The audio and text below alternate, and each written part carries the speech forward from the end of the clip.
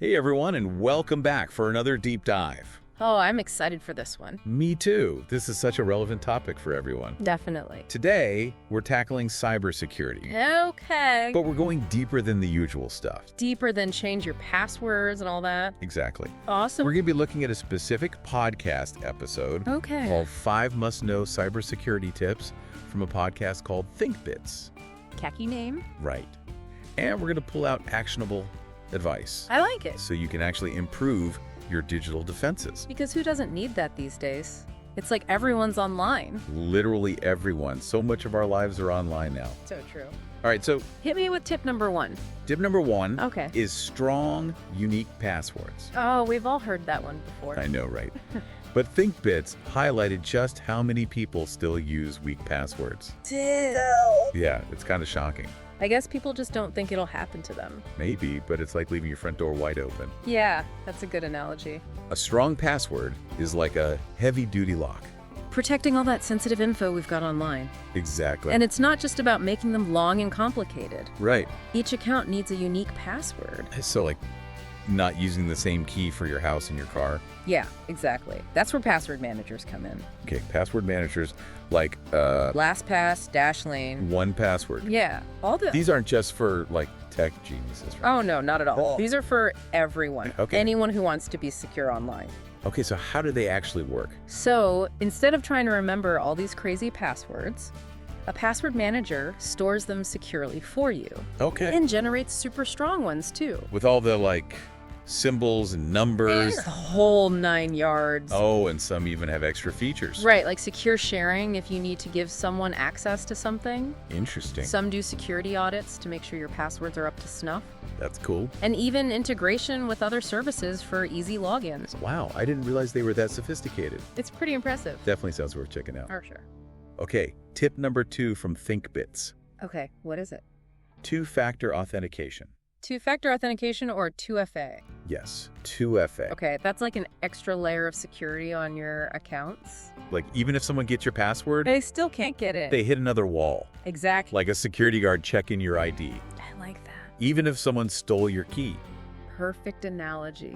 So there are different types of 2FA. Right. Most common is a code sent to your phone.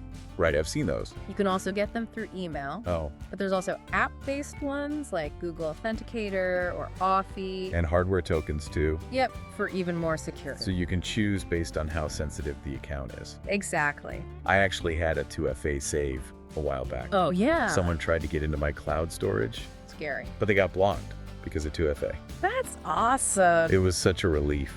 I bet. And you know it's great. Most platforms make it super easy to enable. Oh, good. Like just a couple of clicks in your settings. No excuse not to use it then. Nope. Okay, moving on to tip number 3. All right, lay it on me. Being cautious with emails and links. Ah, yes, that's a big one. ThinkBits pointed out how convincing phishing attacks have become. Oh yeah, they're getting really good. It's not just those like obvious scams anymore. Like the Nigerian prince emails. Exactly. They look so real now. Like they're from actual companies? it's scary. So what is phishing exactly? Well, it's basically tricking people into giving up their information. By making them think the email is legitimate. Exactly. Oh, I read about this crazy phishing campaign targeting a tech company. Really? Yeah, the email looked exactly like it was from their IT department, No way. asking people to update their logins. And people fell for it. A lot of them, yeah, it gave the hackers access to all sorts of data. That's a nightmare. It is. So how do we spot these things? Well, ThinkBits said to always double-check the sender's address. Okay, good tip. Hover over links before you click them to see where they actually go. Right. And avoid clicking links in emails directly. Oh, so like go to the website yourself. Exactly, if you're not sure. Okay, that makes sense. And be wary if they're asking for personal info. Like your password or credit card number. Yeah, most companies wouldn't ask for that through email. Good point. Better to be safe than sorry. Oh, and ThinkBits also warned about attachments. Right. Don't open anything unless you're expecting it. It's like opening a present from a stranger. You never know what's inside. Exactly. Okay, now for tip number 4. This one often gets overlooked. What is it? Keeping your software updated. Ugh, those notifications can be annoying. I know, right? But ThinkBits emphasized how important it is. Security-wise. Yeah, it's not just about getting the latest features. So what is it about them? Updates often include critical security patches. Like fixing vulnerabilities. Exactly. It's like reinforcing weak spots in a castle wall. Okay, I get it. Hackers are constantly looking for exploits, Trying to break in. and updates help to block them So it's like an ongoing battle. between the good guys and the bad guys. You need to make sure we're on the winning side. And this applies to everything, right? Everything. Computers, phones, tablets, all those smart gadgets. You name it. Anything connected to the internet. Right. And the good news is, What? most devices have automatic updates now. Well, that's good. You can just set it and forget it, No more annoying notifications. and you're always protected. Perfect. Okay, last but not least, Okay, hit me. tip number 5 from ThinkBits. Using secure networks. Ah, yes. That's a big one these days. We live in a hyper-connected world, Free Wi-Fi everywhere. but it's not always safe. No, definitely not. ThinkBits compared using public Wi-Fi without protection to shouting your personal information on a loudspeaker. Ouch. That's a powerful image. It stuck with me too. On unsecured networks, your data is basically traveling in plain text. So anyone can see it. Anyone with the right tools, yeah. So credit card numbers, passwords, everything. All up for grabs. Okay, that's making me reconsider my coffee shop Wi-Fi habits. Probably a good idea. So what's the solution? VPNs. VPNs. Virtual private networks. Okay, what do they do? They encrypt your internet traffic. So it's like sending your data in a secret tunnel. Yeah, a tunnel that's hard to break into. And even if someone intercepts it, they can't read it. because it's all scrambled. Exactly. Okay, so VPNs, got it. Now, not all VPNs are created equal. Oh. There are different protocols, calls. like the languages that VPNs use. Interesting. Some are more secure, some are faster. So we need to choose wisely. Definitely. What about our home Wi-Fi? That needs to be secure too, ThinkBits mentioned securing that. for sure. Right, so first things first. Yeah, that's that. A strong, unique password. Of course. Not the default one that comes with the router. Those are way too easy to guess. And what else can we do? Consider hiding your network name. The SSID, Yeah, it makes it harder for people to find your network. like an unlisted phone number. Exactly. Okay, so many things to consider. That's all about layers of security. We've covered a lot, We have. but there's still more to explore. There's always more. We've got a good foundation, though. A solid start. When we come back, we'll dig deeper into those VPN protocols. Sounds good. Tackle that fifth and final tip. Can't wait. Use secure networks. Okay, see you. All right, be right back. All right, welcome back to the deep dive. We're back. We left off talking about VPNs and home network security. Yeah, it's crazy how much there is to cover. It's a lot, right? So many ways to stay safe online these days.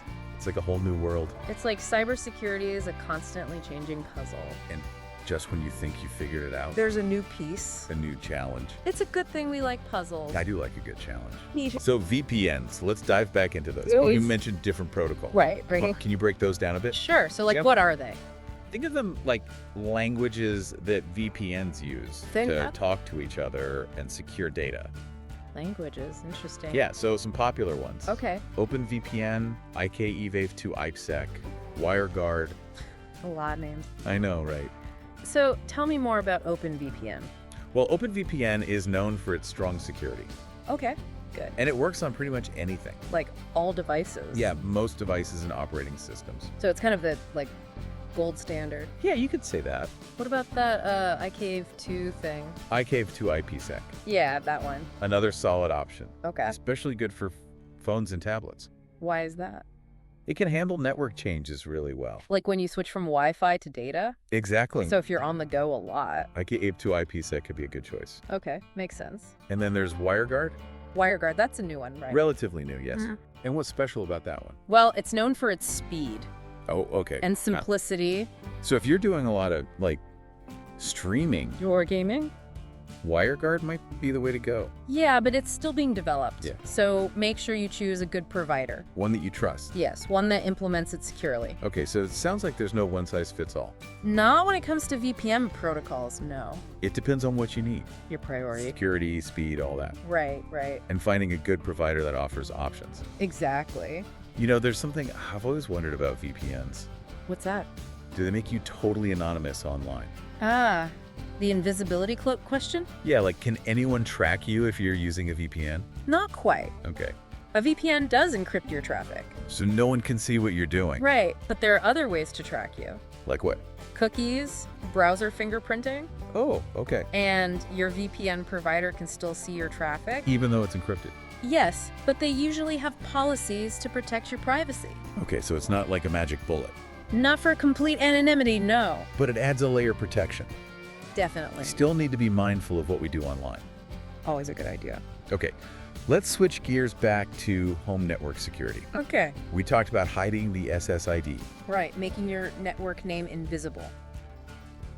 How does that actually make things more secure? Does it really make a difference? It does, to a certain extent. Great. It makes it harder for people to find your network. Okay. If they don't know it's there, they're less likely to try and connect. So it's like an extra layer of privacy. Exactly. Not foolproof, No, not foolproof. but it makes it a bit harder. For those casual snoopers. Right, those just looking for an open network. Yeah, it deters them. Now, what about the router's firewall? Oh, the firewall, yes. I set it up when I got my router, A long time ago. but I haven't touched it since. Yeah, I get that. Do we need to, manage it regularly? Or is it good to go once it's set up? Most routers have a basic firewall enabled by default. Right. It's usually enough for basic protection, Good. but you can customize the settings. To make it even stronger. Exactly. Like what kind of customizations? You can block certain ports, Okay. restrict access to certain devices, Oh, interesting. even create rules based on IP addresses or websites. Wow, so we have a lot of control. More than you might think. It's not as complicated as it sounds. No, most routers have user-friendly interfaces these days. That's good to know. They walk you through it. You know, it's striking me What is? that cybersecurity isn't just about the tech stuff. It's about behavior, too. Right. Like good digital habits, Think bits emphasize that as well? being cautious with emails, Oh, hey. keeping software updated. It's everyday things. It's like digital hygiene, I like that. cyber hygiene.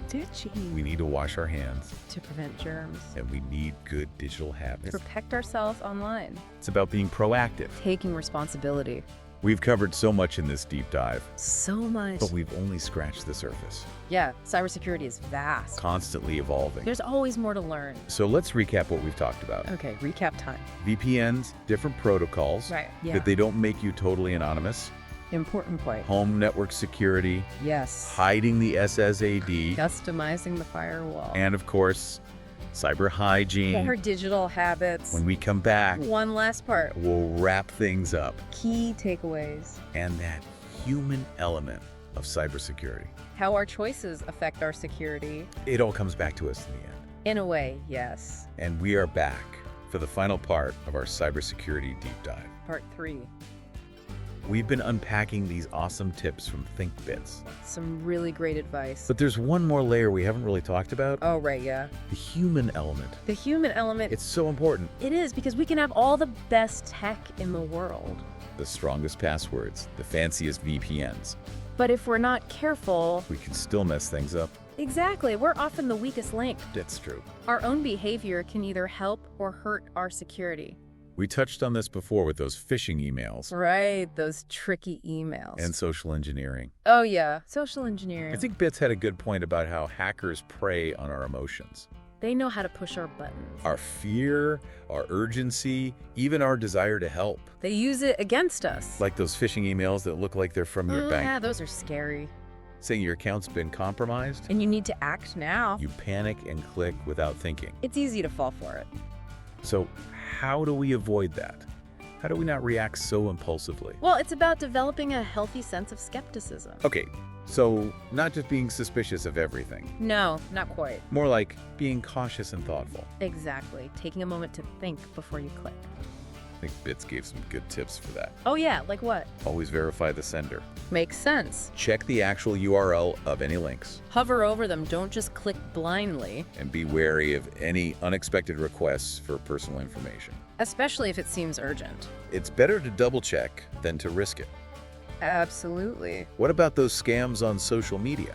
Ah, social media. Those are getting really common. They are, and they're evolving all the time. I think Bits didn't really cover that specifically, Right. but I'm curious to get your take on it. Sure, well, social media is a prime target for scammers Why is that? because it's all about connection and trust. We're more likely to let our guard down. Exactly. Scammers take advantage of that. So how do they do it? They create fake profiles, often mimicking real people. So you think you're talking to someone you know. Or someone you trust. And then they use that trust to trick you. Exactly. They might offer amazing deals that are too good to be true. Or promote fake investments. Or even impersonate charities to get donations. It's all about being extra careful who we trust online. And what information we share. Think before you click. Think before you share.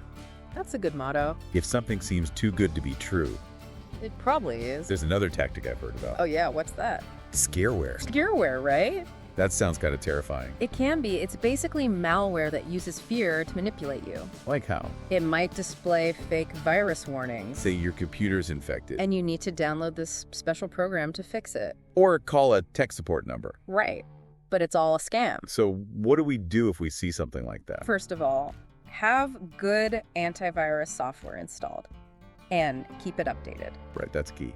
And remember, legitimate security warnings from your system or software, they won't usually ask you to call a phone number. So if a pop-up is demanding that you call, be suspicious. Close it and run a scan with your antivirus. Exactly. It's better to be safe than sorry. So much of this comes down to having good digital habits. Cyber hygiene, remember? Yes, cyber hygiene and that healthy skepticism. Question everything, verify everything. And don't be afraid to ask for help. If something seems off. It's a shared responsibility, right? Absolutely. Yeah. Cybersecurity is everyone's business. We need to protect ourselves. And look out for others. Our families, friends, communities. You can all be cyber guardians. Sharing these tips, raising awareness. This deep dive has been so eye-opening. It's amazing how much there is to learn. It's a journey, not a destination. And it's an ongoing journey. So, as we wrap up, let's do one final recap. Those 5 key takeaways from ThinkBits. You ready? Hit me with them. Number 1, strong, unique passwords. And use a password manager to keep track of them. Number 2, enable two-factor authentication. Wherever possible, that extra layer is crucial. Number 3, be cautious with emails and links. Verify the sender, check those URLs. And watch out for those phishing attempts. Number 4, keep your software updated. Those security patches are essential. Number 5, use secure networks. VPNs for public Wi-Fi. And make sure your home network is locked down. Don't forget about that firewall. And of course, that overarching theme of cyber hygiene. Those everyday habits that make a big difference. Question everything. Verify everything. Stay skeptical. Knowledge is power. The more we know about cybersecurity, the better we can protect ourselves. This has been an incredible deep dive. It really has. Thank you so much for joining us. It's been a pleasure. Be sure to check out our website for more resources. And tips on staying safe online. And until next time. Stay curious, stay vigilant. And stay safe. Bye, everyone. See you next time.